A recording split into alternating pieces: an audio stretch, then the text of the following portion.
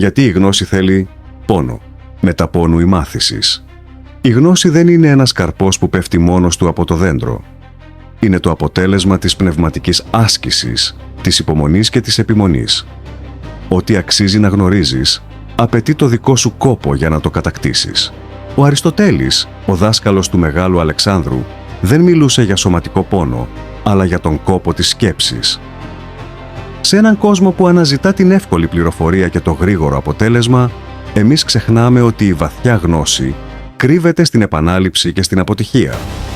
Κάθε φορά που δυσκολεύεσαι να μάθεις κάτι καινούριο, θυμήσου. Αυτός ο πνευματικός πόνος είναι το σημάδι ότι ο εγκέφαλός σου εξελίσσεται. Γιατί τελικά η μόρφωση έχει πικρές ρίζες, αλλά πολύ γλυκούς καρπούς. Αν θέλετε κι άλλο σκονάκι ιστορίας, εσείς επιλέγετε το επόμενο θέμα μας αφήνοντας ένα σχόλιο. Κάντε εγγραφή, πατήστε το καμπανάκι και βρείτε μας στα social για καθημερινά facts.